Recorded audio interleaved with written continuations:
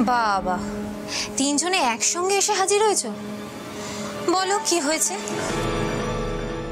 সর্বনাশ! এই জন্যই আপনি আমাকে দত্ত বাড়িতে পাঠিয়েছিলেন? এর চেয়ে ভালো তো হোমেই ছিলাম। দত্ত বাড়িতে গিয়ে আমার কাল হলো। এই সুইটি, তুমি না আমাকে পড়না পাওনি। হ্যাঁ, আমার সামনে একদম ন্যাকামো করে কাঁদবে না, ঠিক আছে? যা বলার স্পষ্ট করে বলো, না কেঁদে। এই সুইটি, বলো না, বলো। ওই খিটখিটে বুড়োটা। আরে বাবা বাবা। হ্যাঁ, ওই বুড়োটা আর বাড়ির বাকিরা মিলে আমাকে গোপাল গোবিন্দ আশ্রমে পাঠিয়ে দেবে 7 দিন পর। কোথায়? গোপাল গোবিন্দের আশ্রমে? হ্যাঁ, আর তারপর শুনলাম ওখানে গেলে শুধু ছানা খাওয়াবে, আর আমার তো দুধ খেলে গা গুলায়। এই বোকার মতন কথা বলো না তো সুইটি। অয়নদা, কেসটা কি আমাকে বলো তো। তোমায় একটা কথা বলি বন্যা, সাপকে না কোনোদিন পোষ মানানো যায় না। আর ওই যে মেয়েটা, ওটা হচ্ছে একটা ছিচকা দুনে গিরগিটি। ও চোখের জলে তুমি ভুলো না, ওই মেয়েটাকে যতক্ষণ না এই বাড়ি থেকে তাড়াতে পারছি ততক্ষণ আমাদের কোনো শান্তি নেই। হ্যাঁ জেঠু, আপনি একদম ঠিক কথাই বলেছেন। এবারে আর ওর চোখের জল দেখে আমার গলে যাওয়ার কোনো কারণই নেই। ওকে একবার আশ্রমে পাঠিয়ে দিলে আমার আর কোনো চিন্তা থাকবে না। হ্যাঁ তা ঠিক, কিন্তু এই যে আরো 7 দিন থাকবে এটা ভেবেই আমার বিরক্ত লাগছে। তোর থেকে বেশি বিরক্ত আমার লাগছে। 7 দিন ধরে আমাদের বাড়িতে বসে বসে গিলবে। তবে কি জানিস ভাইপো, আমি ভাবছি এখন থেকে মেয়েটাকে পদ্ম বলে ডাকবো। হ্যাঁ, তাহলে কি হবে, একটু অন্য মেয়ে মনে হবে। কিন্তু জেঠু, সেটা তো ওর আশ্রমে যাওয়ার পরের নাম। আরে জানি জানি, কিন্তু আগে থেকে ডাকলে কি হবে জানো তো? এই নামটা বারবার শুনবে, শুনতে শুনতে এই নামটা শোনা অভ্যেস হয়ে যাবে, বুঝতে পেরেছো তো? হ্যাঁ দাদা, ওই মেয়েটা কিন্তু গ্রামের একটা সহজ সরল মেয়ে। হ্যাঁ, কি হয়েছে? মা কেন এই সহজ সরল বলছো ওকে? তুমি কি ভুলে গেছো ও কি কাণ্ড করেছে? শোন বাবু, আমি সবটা মেনে নিচ্ছি, কিন্তু তোরা যেটা করছিস সেটা কি বড় একটা উচিত কাজ হচ্ছে? একটা মেয়ের সাধারণ জীবনটা তার কাছ থেকে ছিনিয়ে নিচ্ছিস, তার ইচ্ছের বিরুদ্ধে তাকে সন্ন্যাসিনী করে দিচ্ছিস। কি সাধারণ জীবন কাটাচ্ছে? সারা জীবন তো ধাপ্পাবাজি দিয়ে কাটালো, লোক ঠকানো ব্যবসা করে কাটালো। ওখানে যাক, চিত্তশুদ্ধি হোক, একটু সৎ মানুষ হোক, তারপরে ভাবা যাবে। ভিতরে তোমায় যাবো। হ্যাঁ জেঠু, আমিও চাই সুইটির ভালো হোক। আশ্রমে গেলে ওর জন্য সব দিক থেকেই ভালো হবে। একটা মেয়েকে বাড়িতে রাখতে তোমাদের এত অসুবিধা কেন হচ্ছে আমি তো কিছুতেই বুঝতে পারছি না। আর আমি এটা বুঝতে পারছি না, যেখানে সুইটিকে আশ্রমে পাঠিয়ে সবাই নিশ্চিন্ত হচ্ছে, সেখানে তুমি কেন ওকে নিয়ে এত উতলা হচ্ছ? এই রে, বাবু প্রশ্ন করছে তো। না না, সুইটিকে আমি ওর বউ করতে চাই, এটা জানতে পারলে তো একেবারে কুরুক্ষেত্র হয়ে যাবে। ঈশা, সবটাই তো শুনলে গো। বলছে আমাদের না মাথা কাজ করছে না, তুমি ভেবে কিছু একটা বের করো, বুঝলে তো? ভাবতে হবে মমিতা দি, ভাবতে হবে। তুমি ভাবলে ঠিক একটা না একটা রাস্তা বের করে ফেলবে, সেইটা আমি জানি। সেই জন্যই তো সুইটিকে নিয়ে একেবারে সরাসরি তোমার কাছে পরামর্শ করতে চলে এলাম। আসলে কি বলো তো, এই সুইটি যদি দ্বিতীয়বারের জন্য দত্ত বাড়িতে ঢুকে তারপর বেরিয়ে যায় না, তাহলে কিন্তু জিন্দেগিতে আর পর্ণাকে টাইট দেওয়া যাবে না, বুঝতে পেরেছো? তার মানে তোমরা বলতে চাইছো যে এই পুরো ব্যাপারটায় সব থেকে বেশি উৎসাহিত হয়েছে অখিলেশ দত্ত আর পর্ণাকি, তাই তো? সুইটিকে তাড়ানোটাই হচ্ছে ওদের মূল লক্ষ্য, তাই এত সমস্যা হচ্ছে। আমি যা বুঝছি, পর্ণাদের নজর ঘোরাতে হবে, সেটা যেভাবেই হোক। নজর ঘোরাতে হবে মানে একটা বড় প্রবলেম ক্রিয়েট করতে হবে, যাতে সুইটি থেকে সরে পর্ণা ওই প্রবলেম নিয়ে ব্যস্ত হয়ে যায়। অয়নদা, সুইটিকে কিন্তু দত্ত বাড়িতেই রাখতে হবে, আর তারপর সময় দিয়ে একটু একটু করে সৃজনকে সুইটির প্রতি দুর্বল করে দিতে হবে। হ্যাঁ হ্যাঁ হ্যাঁ, সেই সময় দিলেই যেন উনি দুর্বল হয়ে যান। শুনুন দিদিমণি, পর্ণা দত্ত যা মহিলা না, ওনার স্বামীর নজর ঘোরানো তো সহজ নয়। এই শোনো সুইটি, তুমি না ভীষণ বাজে কথা বলো, জানো তো? সহজ নয়। আরে বাবা, কোনো কাজই সহজ হয় না, সহজ করে নিতে হয়। শুনুন, আপনার যা করার আপনি নিজে করুন। আমি ওই মানুষটাকে নিয়ে শুধু একটা স্বপ্ন দেখার গল্প দিলাম, তাতেই কেস খেয়ে গেলাম। আর তারপর ওনাকে দুর্বল করব? দিদিমণি তো আমাকে জেলে পাঠিয়ে দেবে। এই সুইটি, তুমি না ভীষণ নেগেটিভ কথা বলো আর বাড়তি কথা বলো, জানো তো? এখন চুপ করো আর আমাকে ভাবতে দাও।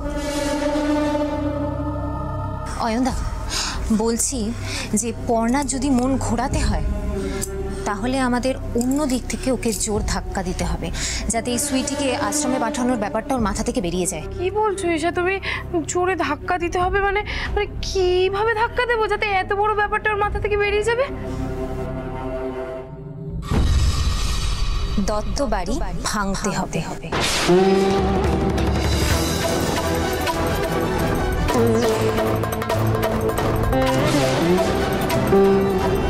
ভেঙে দিতে হবে মানে আবার আবার সেই বাছুরিয়া? কিন্তু আরে না না, দত্ত বাড়ি ভাঙতে হবে মানে দত্ত পরিবারকে ভাঙতে হবে। পরিবারকে? মানে পরিবার ভেঙে দেব? হ্যাঁ। বাবা, এমন করে বলছো যেন তোমার খুব কষ্ট হচ্ছে। আরে বাবা, তোমরাই তো এতদিন ধরে চেয়েছিলে এটা হোক, এখন শুধু সঠিক সময় এসেছে। এইটা তো মাটির হাড়ি না যে আমার ইচ্ছে হলো হঠাৎ তুলে আছাড় মারলে আমার ভেঙে যাবে। ঈশা, আমার বাবার মেজো কাকি না, সে কবে থেকে ভাবছে দত্ত বাড়ি ভেঙে দেবে, আজ অবধি হয়নি। পর্ণা সবসময় আগে জকের দনের মতো আগলে রেখেছে। হ্যাঁ, এবার ওদের আশা পূর্ণ হবে। আরে তুমি কি ভাবছো বলো তো? ব্যাপারটা অত সহজ? দত্ত বাড়ি ভেঙে যাবে আর পর্ণা সেটা বসে বসে দেখবে? আরে বাবা, পর্ণা অত ভাবার সুযোগই পাবে না। আমি ওকে অন্য কাজে ব্যস্ত করে রাখবো। কি যে করছে এরা, কে জানে। মাঝখান থেকে ফেসে যাচ্ছি আমি। আরে বাবা, অত টেনশন করো না, বরঞ্চ ভাবো তোমাদের কি কাজ করতে হবে। তোমাদের যে কাজটা করতে হবে সেটা হলো অখিলেশ দত্ত আর কৃষ্ণা দত্ত, এদের দুজনকে লড়িয়ে দিতে হবে। আবার ঈশা, আমি একটা কথা বলি, তুমি আমাকে অন্য কোনো কাজের দায়িত্ব দাও না। মানে এইটা করতে গিয়ে আবার না বাবার কাছে জুতো পেটা খেতে হবে। আরে বাবা, বুদ্ধি করে করবে, তাহলেই দেখবে আর কোনো প্রবলেম হচ্ছে না। আমি বলছি শোনো, তোমরা কি কি করবে।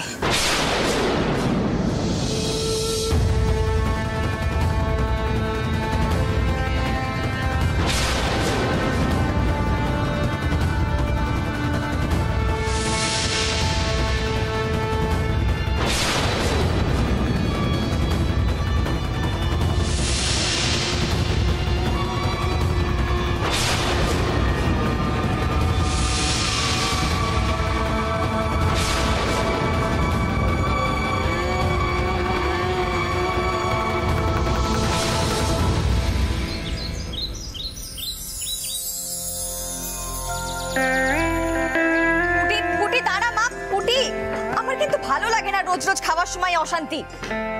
পুটি, মুখেটা তাড়াতাড়ি শেষ করো, মুখে নিয়ে বসে থাকবে না। ছাল ছাড়ানো ভোদর, এটা ম্যাপ পয়েন্টিং হচ্ছে।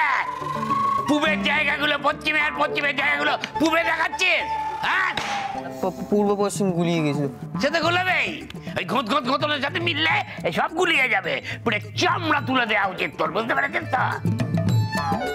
ছাগল এক। এই পদ্ম চা দাও, ঠিক আছে? এই পদ্মপ্রিয়া। ও বল দাদু। হ্যাঁ বল। আগে মুখের খাবারটা শেষ কর, নাহলে কিন্তু বিষম লেগে যাবে। হ্যাঁ হ্যাঁ, দেখেছো পুটিমা, এমন কেয়ারিং দাদা কিন্তু আর পাবে না। খেয়ে নাও। এসো এসো, এদিকে এসো। হ্যাঁ, এদিকে এদিকে বসো এখানে। মুখটা শেষ হয়েছে? হ্যাঁ কর। বড় দাদু, তুমি সুইটি মাসিকে পদ্মপ্রিয়া বলে ডাকছো কেন গো? পুটিমা, পালন করেছি না তোমাকে। ওকে আটকিও না পড়না, ও প্রশ্ন করতে দাও, জানার অধিকার আছে। বুঝলি পুটিমা, তোর এই বিউটি। আপনার চা। আর আমার নাম বিউটি না, সুইটি। চিপকে রে, তোমার নাম হচ্ছে পদ্মপ্রিয়া, বুঝতে পেরেছ? বুঝলি পুটি, এই বিউটি আগে খুব বদমাশ মেয়ে ছিল, এখন নাম পদ্মপ্রিয়া দিয়েছি।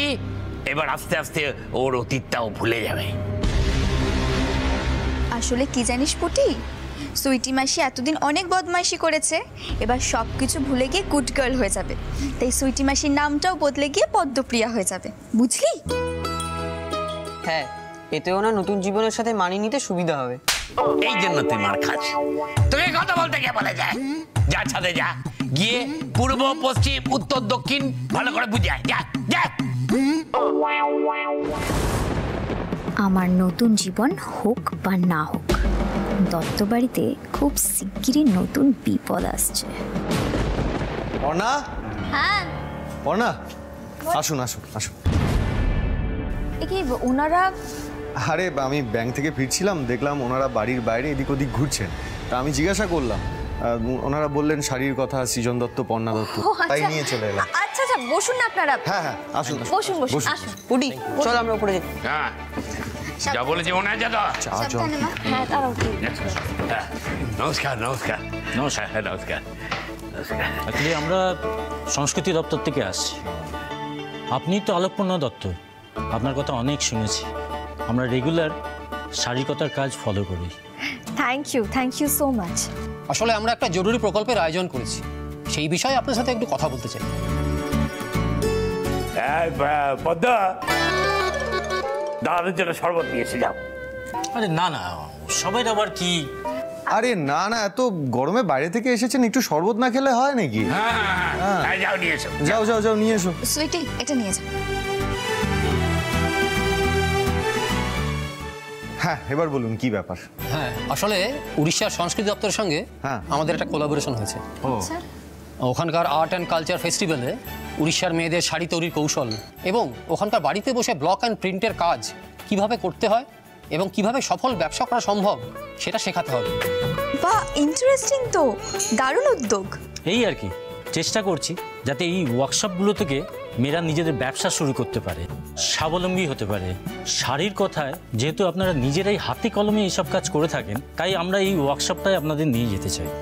তাহলে তো এটা বেশ কিছুদিনের ব্যাপার। হ্যাঁ অবশ্যই, সময় তো লাগবেই। এটা 10 দিন ব্যাপী একটা কর্মসূচি চলবে। আর এই কাজটার পরিবর্তে শাড়ির কথার সঙ্গে আমরা একটা 10 লাখ টাকার ডিল করতে চাই।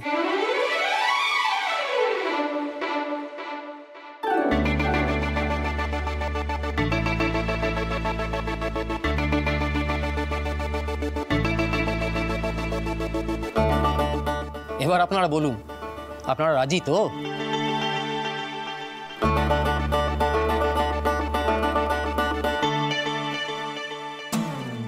দেখেছিস, বিউটি নামটা চেঞ্জ করে পদ্মপ্রিয়া করে দিলাম, আর সুখবর বাড়ি বয়ে চলে আসছে। কিন্তু একটা ব্যাপার, ফেস্টিভ্যাল কাল থেকেই শুরু হচ্ছে, আর তাই আজকেই আপনাদের রওনা দিতে হবে।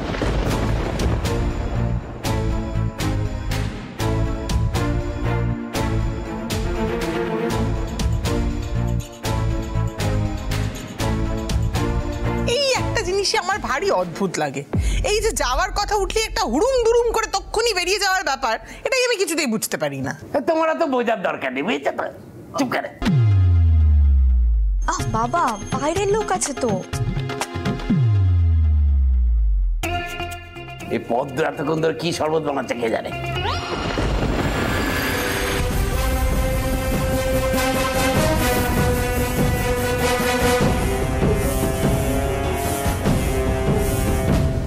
Any problem? সে মানে প্রবলেম বলতে, সে না হয় আমি অফিস থেকে ছুটি ম্যানেজ করে নেব, কিন্তু আপনারা তো দেখলেনই আমাদের মেয়েটা এখনো খুবই ছোট। ওকে রেখে আমরা দুজনে একসাথে এতদিনের জন্য কি করে যাই বলুন তো? পর্ণা, পুটিকে নিয়ে তো কোনো ঝামেলা নেই, মাত্র 10 দিনের ব্যাপার, বাড়িতে এত লোক রয়েছে, আমাদের কাছে থেকে যাবে, কোনো প্রবলেম হবে না। না না রুচি, সামনেই পুটি স্কুলে একটা পেরেন্ট টিচার মিটিং আছে, সেখানে তো থাকতে হবে। আর তাছাড়া এতদিন ও আমাদের ছেড়ে কি করে থাকবে? হ্যাঁ সেটাই তো, দেখুন এতগুলো দিন না আমাদের দুজনের পক্ষে ওকে ছেড়ে থাকাটা সম্ভব নয়, তবে আমরা যে কেউ একজন যেতে পারি। হ্যাঁ,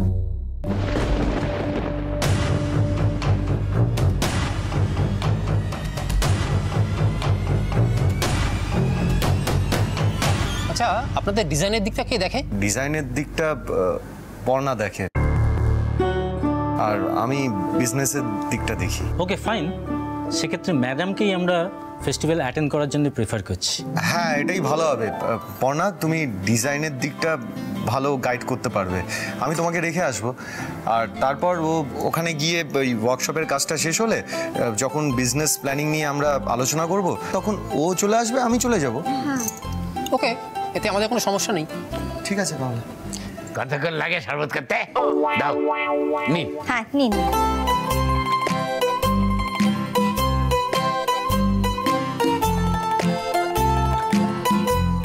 ম্যাডাম, আপনাদের অ্যাডভান্স বাবদ 2 লাখ টাকার একটা চেক আর এই খামের ভেতর 2টো টিকিট রয়েছে। আপনার একেবারে টিকিট আগে থেকেই? আসলে আমাদের এখান থেকে তো রোজই লোক যাতায়াত করছে, আর তাছাড়া এই ফেস্টিভ্যালের জন্য আমরা কিছু টিকিট আগে থেকেই বুক করে রেখেছি। আপনারা যে আমাদের ফেরাবেন না সেটা আমরা জানতাম, আর শাড়ির কথার ব্যবহার সম্বন্ধে আমরা অনেক কথাই শুনেছি। শুধু মাঝপথে স্যারের ফেরার টিকিটটা আমরা পরে দিয়ে দেবো। আসুন। হ্যাঁ, থ্যাংক ইউ। আপনাদের কোনো রকম কোনো সমস্যা হবে না, আপনারা স্টেশনে নামলেই আমাদের লোক আছে আপনাদের রিসিভ করার জন্য। ও, লোক দুটো কি গ্যাস দিচ্ছে, অ্যাক্টিংটাও ভালোই করছে। ওকে, তাহলে আজকে আমরা উঠি। হ্যাঁ, ওখানে দেখা হবে। হ্যাঁ, নিশ্চয়। নমস্কার।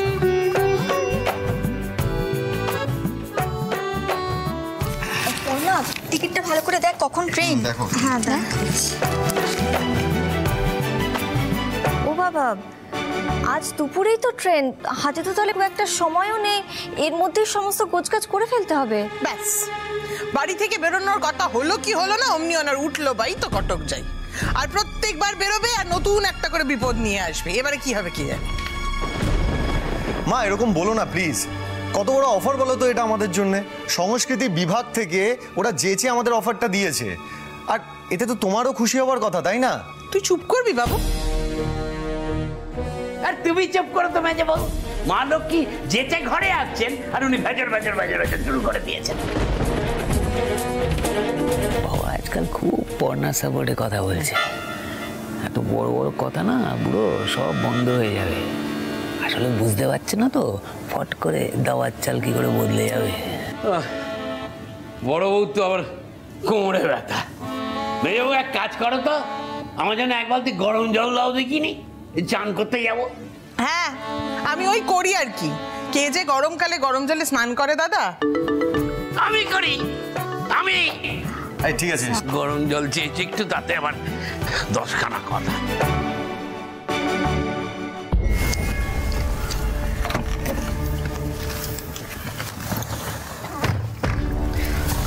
ম্যাডামকে একটা ফোন করে জানিয়ে দিই।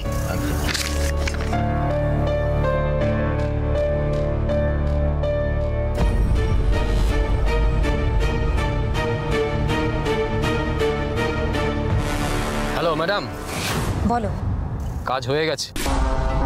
কেউ কোনো সন্দেহ করেনি তো? না না, সন্দেহ করার চান্সই দিইনি, আর অ্যাডভান্সটাও দিয়ে এসেছি। Very good. সো ফাইনালি কে যাচ্ছে, পর্ণা না সৃজন? আপাতত দুজনেই। দুজনে? হ্যাঁ, মানে সৃজন পর্ণাকে ছেড়ে চলে আসবে। ও, ওতেই হবে। ওকে ম্যাডাম, রাখছি, চলুন।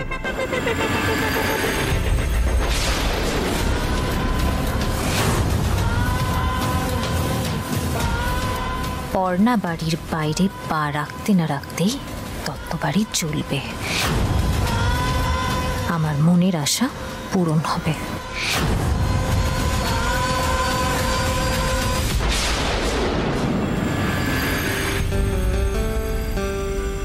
পর্ণা, শাড়ির কথার জন্য পাওয়া এখনো পর্যন্ত বেস্ট অফার এটা।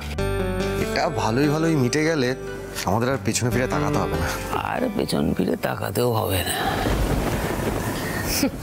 এই বুবাইয়ের বাবা, এবারে কিন্তু ঈশার প্ল্যানটা হেভি কাজ করছে বলো। পর্ণা একবার ফিরে আসুক না, ফিরে এসে দেখবে সংসার ভাঙা। পর্ণার এত দেমাগ না, সব ফুস হয়ে যাবে। তখন দেখবো পর্ণা ভাঙা সংসার কি করে তুমি চোরা লাগাও।